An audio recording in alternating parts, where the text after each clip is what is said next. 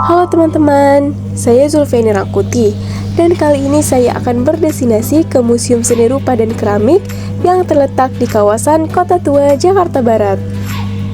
Transportasi umum yang bisa kalian gunakan untuk mencapai Kota Tua, Jakarta Barat, kalian bisa menaiki kereta. Karena lokasi saya dekat dengan Stasiun Lenteng Agung, jadi saya akan menaiki kereta di Stasiun Lenteng Agung. Kereta yang kita naiki yaitu kereta yang nantinya akan menuju ke Jakarta Kota.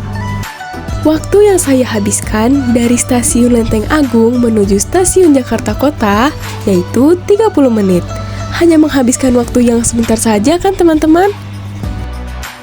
Nah teman-teman, sekarang saya sudah sampai nih di Stasiun Jakarta Kota. Lalu saya akan melanjutkan perjalanan saya menuju ke Museum Seni Rupa dan Keramik. Setelah sampai, saya langsung bergegas menuju ke loket tiket untuk melakukan pembayaran. Para pelajar dikenakan biaya Rp5.000 pada hari Sabtu dan Minggu. Jangan lupa untuk membawa kartu pelajar agar dapat ditunjukkan ke para petugas.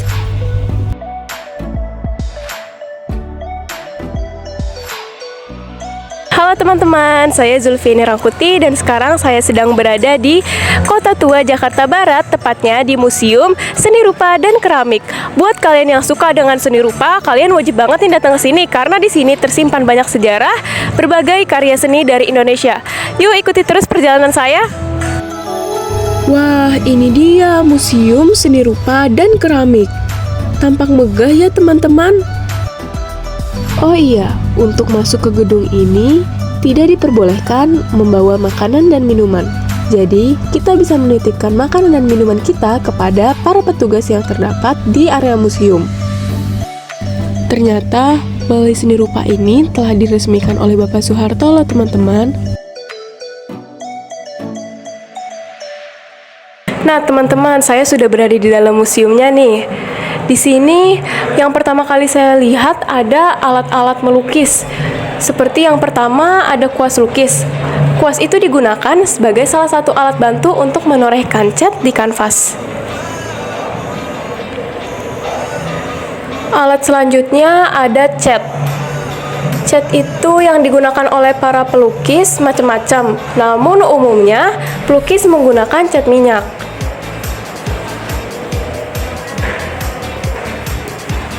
Selanjutnya ada pengencer cat. Pengencer minyak digunakan untuk mengencerkan cat minyak sebelum ditorehkan di kanvas. Jadi sebelum menggunakan cat, bisa menggunakan pengencer minyak terlebih dahulu. Lalu ada palet. Palet ini merupakan peralatan melukis bantu yang sering digunakan pelukis sebagai tempat meletakkan cat, mencampur warna, dan mengencerkan cat minyak. Selanjutnya ada pisau palet. Ada pula pelukis yang menggunakan pisau palet sebagai pengganti kuas untuk melukis. Jadi untuk melukis tidak hanya menggunakan kuas saja, bisa juga menggunakan pisau palet. Lalu selanjutnya ada standing atau easel. Alat ini digunakan untuk meletakkan kanvas sehingga memudahkan pelukis saat melukis. Yang terakhir ada alat bantu peralatan melukis lainnya, misalnya seperti thinner, pensil untuk sketsa, tempat cat, kursi lukis, lap, baskom cuci, deterjen, dan lain-lain. Nah, ternyata di sini ada sejarah seni lukis di Indonesia. Seni lukis modern di Indonesia dimulai dengan masuknya penjajahan Belanda di Indonesia. Kecenderungan seni rupa Eropa Barat pada zaman itu ke aliran romantisme membuat banyak pelukis Indonesia ikut mengembangkan aliran ini.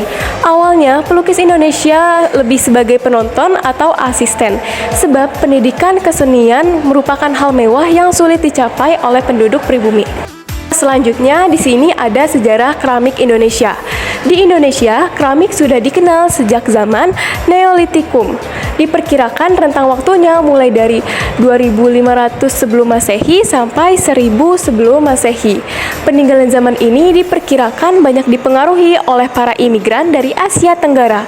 Teknologi pembuatan keramik dapat dikatakan mulai berkembang dengan didirikannya Laboratorium Keramik atau Het Keramische Laboratorium pada tahun 1922 di Bandung. Nah, di sini ada alat dan bahan untuk membuat keramik.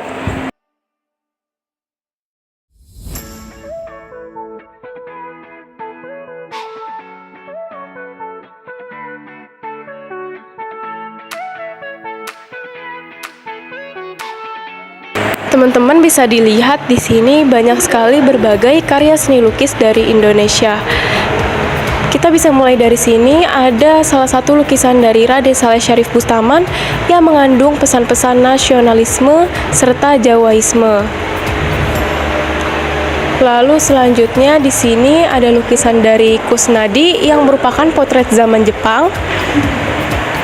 Selanjutnya ada dari Agus Jaya Sumita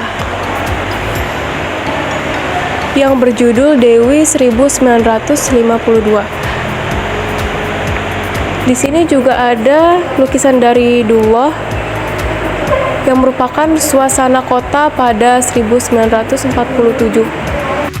Terdapat juga penjelasan mengenai museum seni rupa dan keramik.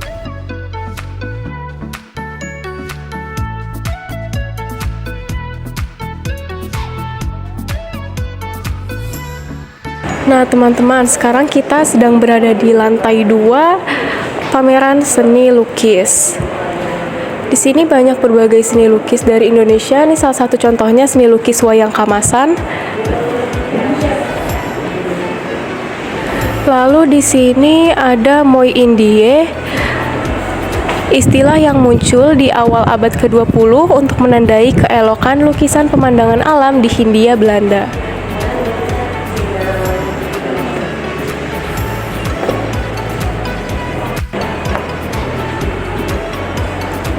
Di sini ada karya-karya dari Raden Saleh Syarif Bustaman.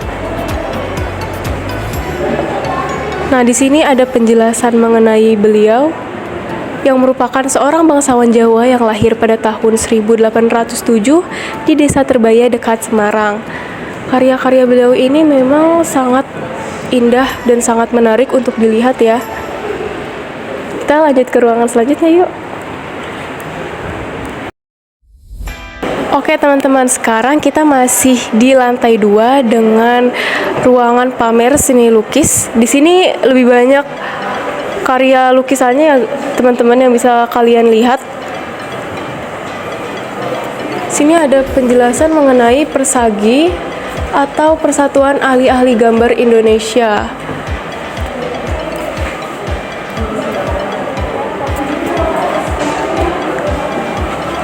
Lukisannya benar-benar di sini menarik banget untuk dilihat ya. Karena jujur aja ini pertama kali saya datang ke pameran seni lukis.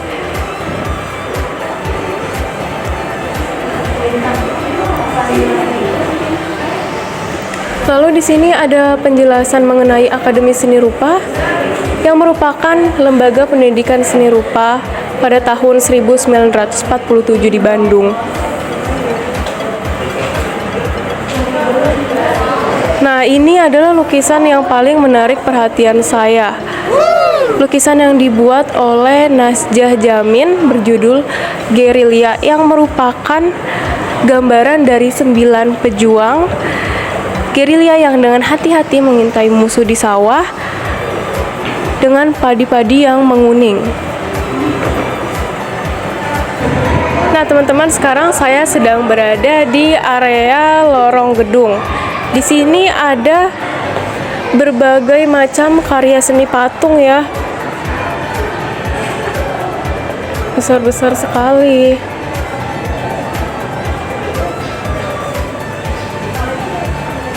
Ternyata di sini bukan hanya sekedar lukisan, tetapi masih banyak lagi seni rupa yang lainnya. Baik, selanjutnya saya sedang berada di ruang keramik Asia Eropa, yang dimana keramik-keramik di ruangan ini berasal dari daerah Asia dan Eropa. Oke teman-teman, sekarang saya sedang berada di ruangan seni keramik. Di sini banyak sekali ya karya seni keramiknya. Ini merupakan bagian ruang keramik kapal karam. Jadi di sini diceritakan bahwa Intan Shipwreck adalah salah satu contoh dari sekian situs kapal tenggelam.